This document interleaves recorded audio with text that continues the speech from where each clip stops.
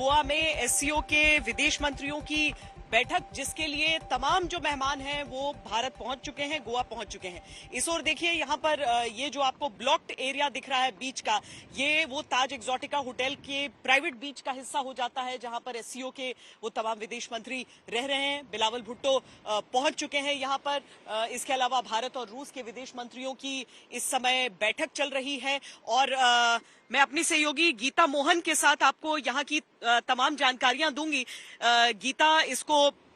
गीता, यहाँ पर जो रूस और भारत की जो बातचीत चल रही है अभी भी अंडरवे है, ये मुलाकात अभी अंडरवे है क्योंकि अभी शुरू हुआ है और बहुत ही इम्पोर्टेंट कॉन्वर्सेशन है। ये तब हो रहा है जब क्रेमलिन पर अटैक हुआ था, ड्रोन अटैक। तो रशियन फॉरेन मिनिस्टर का गोवा में होना, एससीओ में अपनी बात रखना, और अभी डॉक्टर जयशंकर के साथ जब बात कर रहे हैं, जब प्रधानमंत्री ने बोला, प्रधानमंत्री नरेंद्र मोदी ने कहा था कि this is not an era of war, ऐसे वक्त पर रूस पर अटैक होना एक बहुत बड़ी बात है। रूस क्या करने वाला है और भारत क्या रोल प्ले करने वाला है, वो बहुत इंपॉर्टेंट होगा श्वेता, क्योंकि भारत एक बहुत इंपॉर्टेंट रोल ऑलरेडी प्ले कर रहा है रूस और यूक्रेन के बीच। तो देखना होगा कि बातचीत में क्या निकल कर आता है इस युद्ध को लेकर। इसके अलावा देखिए, बिलावल भुट्टो चूंकि यहाँ पर पहुंच गए, कोई बातचीत भारत और पाकिस्तान की होने नहीं वाली है, लेकिन हाँ, उनका जो ये विजिट है ये बहुत अटेंशन जरूर अपनी तरफ आकर्षित कर रहा है। बिलावल भुट्टो पहुंच चुके हैं यहाँ पर और आज उनके बायलैटरल्स हैं क्या? बिलावल भुट्टो के बायलैटरल्स अभी कॉन्फर्मेशन नहीं है, लेकिन रूस के साथ कहा जा रहा है कि बायलैटरल होने वाला है। चीन के साथ बायलैटरल आज होना या कल होना जरूरी नहीं है, क्योंकि बिलावल भुट्टो के साथ चीन के फॉरेन मिनिस्टर भी इस्लामाबाद जाने वाले हैं कल, जहां पर ट्राइलैटरल होने वाला है चीन, पाकिस्तान और अफगानिस्तान के बीच, या तालिबान जो भी कह लें हम, वहां पर वो मुलाकात होगी। इसीलिए बहुत ज्यादा जोर इस बात पर नहीं है कि क्या यहाँ पर कोई बायलैटरल बातचीत होगी, लेकिन जो भारत और रूस के बीच जो बातचीत जारी है, जिसका अपडेट भी हम आपको दे रहे हैं, ये बड़ी खबर इस समय की कि भारत और रूस के बीच ये बातचीत, जिसमें भले ही बायलैटरल बातचीत, भारत और रूस आपस में एक दूसरे के इंटरेस्ट की बात करेंगे, लेकिन दुनिया को तो ये उम्मीद होगी ना गीता कि शायद कोई यूक्रेन वॉर पर कह दिया जाए, क्योंकि वो ड्रोन अटैक हुआ है अभी। बिल्कुल, ये बायलैटरली जरूर ये मुद्दा उठेगा, लेकिन एससीओ फोरम में ऐसा नहीं लगता कि बहुत ज्यादा रूस यूक्रेन युद्ध पर फोकस होगा, क्योंकि कोई ऐसा डॉक्यूमेंट इस बारी नहीं आ रहा है। फॉरेन मिनिस्टर्स मीटिंग में जैसे बहुत बड़ा बवाल मचा था श्वेता G20 के मीटिंग्स को लेकर, जहां पर जॉइंट कम्युनिके में कोई कंसेंसस नहीं है करके बहुत कंट्रोवर्सी हुआ था, ऐसा कुछ नहीं होने वाला। यहाँ पर जॉइंट डॉक्यूमेंट ही नहीं है, तो बायलैटरल मीटिंग्स में ये मुद्दे बहुत इंपॉर्टेंट है और उठेंगे। देखना ये होगा कि रूस भारत को क्या कहता है, क्योंकि भारत भी काफी कंसर्न है कि क्रेमलिन के ऊपर ड्रोन्स आ गए हैं, तो अब रूस क्या करने वाला है, क्या एस्केलेशन होगा।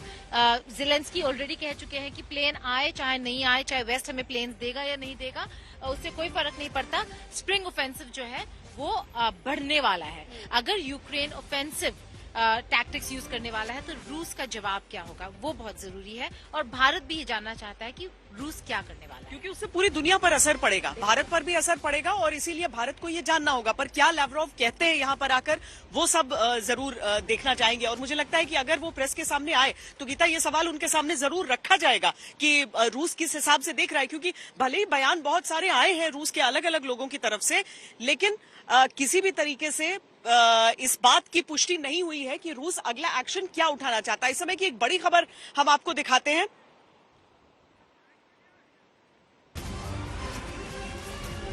बिलावल भुट्टो ने कहा है, देखिए वो रवाना हो रहे थे, उससे पहले ही उन्होंने कहा था कि मैं आ रहा हूं और जो फ्रेंडली नेशंस हैं उनसे कैसी बातचीत होगी, लेकिन गोवा में आकर खुश हुआ। अब गोवा में आकर खुश हुआ के लिए ये तस्वीर जरूर आप देख लीजिए।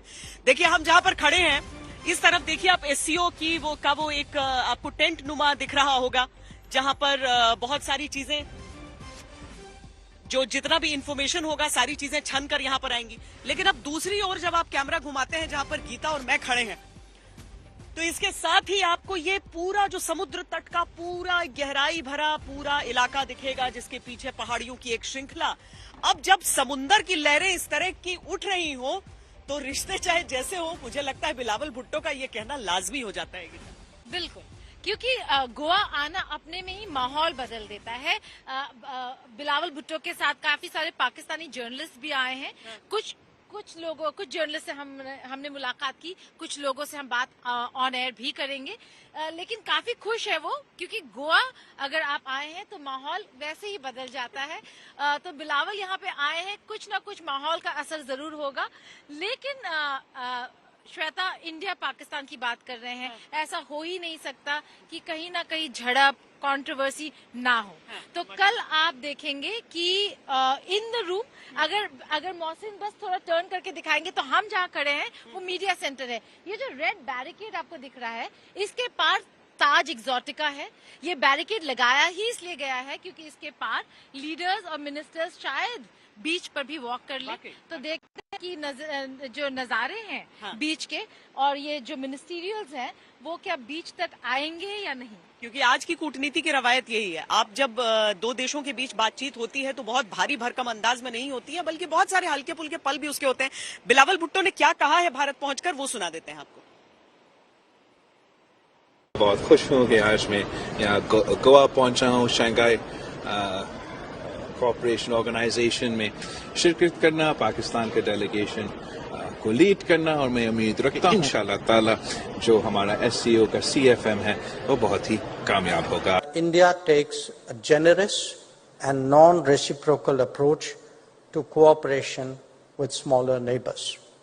India's most pressing priorities are obviously in its neighborhood. The exception to this, of course, is Pakistan in view of the cross-border terrorism that it supports. आज मैं गोवा भारत जा रहा हूँ, जहाँ मैं पाकिस्तान का डेलीगेशन को क़यादत कर रहा हूँ to attend the Shanghai Cooperation Organisations Council of Foreign Ministers. मेरा जाना ये वाज़ेह पैगाम भेजता है कि पाकिस्तान कितना अहमियत ये SCO को देता है और कितना सीरियसली अपना मेंबरशिप को भी लेता है। I am looking forward to engaging bilaterally उन ममालिक के साथ जो इस ऑर्गेनाइजेशन का हिस्सा है।